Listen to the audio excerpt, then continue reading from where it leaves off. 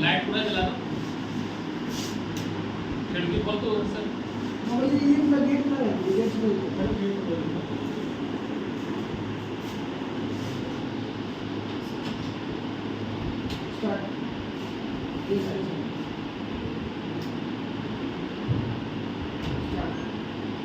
सनातन प्रजातंत्र दल के राष्ट्रीय अध्यक्ष अजय शुक्ला जी हमारे साथ हैं। हम बातचीत करेंगे। जिस प्रकार हिंदूवादी संगठन लगातार कार्य कर रहे हैं और मुख्यमंत्री योगी आदित्यनाथ बीजेपी की सरकार है, वहीं अगर बात की जाए तो एक नया दल उभर कर लोगों के बीच में जा रहा है जो कि जमीनी स्तर पर कार्य कर रहा है। हम बात करेंगे अजय शुक्ला जी से। अजय शुक्ला जी, आपका स्वागत है हमारे चैनल पर। सभी को मेरा नमस्कार। मैं अजय शुक्ला, सनातन प्रजातंत्र राष्ट्रीय है। ये सनातन प्रजातंत्र दल का मुख्य कार्य क्या है?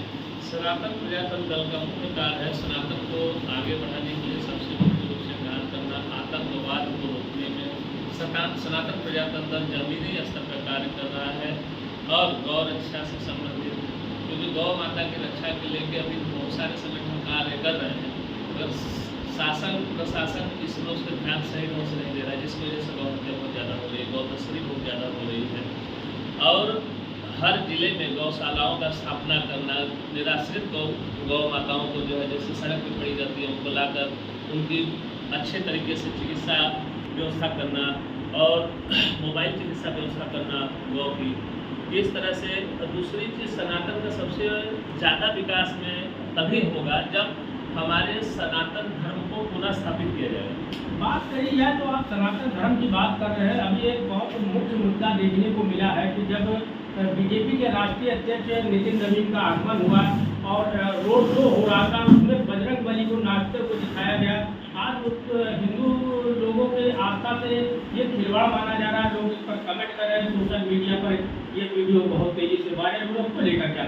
इसको लेकर हम यही कहना चाहेंगे कि सनातन को जो इसमें सरकार है, सनातन को खिलवाड़ बना रखा हुआ है। क्या बताइए, हमारे देवी देवता सड़क पर नाचने के लिए, हमारे देवी देवता हम लोगों को नाच कर दिखाएंगे कि हम नाच रहे हैं, हमारे लिए खुशी मनाएंगे। उनका आशीर्वाद ही हमारे लिए काफ़ी है। और भगवान को नचाया जा रहा है, भगवान का पतंग बनाकर उनको पतंग में जो है डोर से उड़ाया जा रहा है हनुमान जी को। इस तरह की जो है बीजेपी का ये प्रोटोकॉल है, बीजेपी का झंडा है, समझ लीजिए। ये कहीं ना कहीं देखा जाए तो हिंदुओं की आस्था के साथ गलत भी हो रहा है। और दूसरी बात, अभी राम मंदिर का मुद्दा चल ही रहा था, ऐसे में बजरंग बली का जो नाचने का वीडियो वायरल है, उसको लेकर के तमाम लोगों ने इसका विरोध भी किया है। तो इस में जो लोगों ने विरोध किया वो सनातन से प्रेम करते हैं, इसलिए वो विरोध कर रहे हैं। और कहीं ना कहीं बहुत अच्छी बात है, मगर हमारे देश और प्रदेश की जनता अभी पूर्ण रूप से जागृत नहीं हुई। जिस दिन हमारे देश की जनता जागृत होकर दिखाए कि मैं सनातन के लिए जी रहा हूँ, सनातन के लिए मरूंगा, तो अच्छी बात है। देखा जाए तो पेपर लीक भी बहुत बड़ा मामला खुलकर सामने आया। लगातार केवल यूपी में नहीं, कई जगह कई राज्यों में भी पेपर लीक का मुद्दा उठ रहा है, क्योंकि पेपर लीक वहाँ भी हो गए। इसको लेकर के आपके संगठन के द्वारा क्या कार्य? इसको लेकर हमारे संगठन के द्वारा यही कहना है कि पेपर लीक अगर हो रहा है तो इसका कारण कहीं ना कहीं प्रशासन है, क्योंकि पेपर जहाँ से छपता है लीक वहीं से होता है। शासन की जो व्यवस्था है वहीं से सारी करप्ट है, इसलिए पेपर लीक हो रहा है। इसमें दूसरी बात एक कहना चाहेंगे कि हमारे सनातनी जितने भाई बहन हैं परीक्षा देने जाते हैं, तो वो परीक्षा देने जाएंगे तो उनके हाथ की अंगूठी निकाल ली जाएगी, बहनें शादीशुदा है तो उनके कलावा उनके मंगलसूत्र निकाल लिया जाएगा, चूड़ी निकाल ली जाएगी, यहाँ तक कि बिंदी भी निकाल ली जाती है। अगर वो दुपट्टा रखी हुई है तो दुपट्टा भी निकाल कर जो हटा दिया जाएगा, उसके बाद उनको जाना अलाउ है। लड़के हैं तो उनका कलावा घड़ी सब कुछ निकाल लिया जाएगा, पेंट निकाल लिया जाएगा, तो उनको अलाउ है। यहीं पे अगर मुस्लिम धर्म से कोई महिलाएं हैं या कोई बेबुरखा पहन के जा रहा है तो उसके लिए कोई प्रतिबंधित नहीं है। नॉर्मली जो ऊपर से चेक करेंगे, मशीन लगा देंगे, उनको अलाउ कर देंगे जाने के लिए। ये दो तरह की भावनाएं क्यों? कहीं ना कहीं तो ये तो हिंदुओं के साथ बड़ी जाति की जा रही है। इसको लेकर के आगे आपकी क्या कदम उठाने वाले हैं?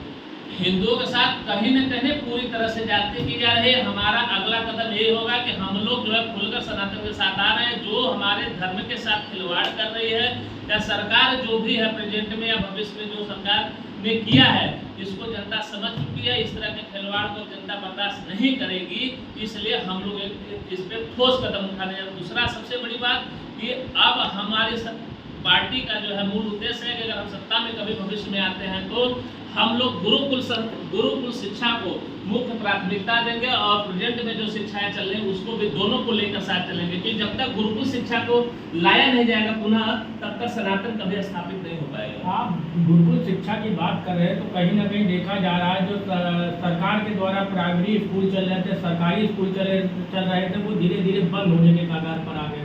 गरीब आदमी अपने बच्चों को पढ़ा नहीं पा रहा है और बड़े बड़े स्कूलों को बढ़ावा दिया जा रहा है, उसको लेकर हम ये कहना चाह रहे हैं कि प्राइमरी विद्यालय इसलिए बंद हो जा रहे हैं क्योंकि वहाँ पे व्यवसाय नहीं दी जा रहे हैं। सरकार को उसमें नुकसान है, प्राइवेट स्कूल से सरकार को बहुत अच्छे फायदे हैं।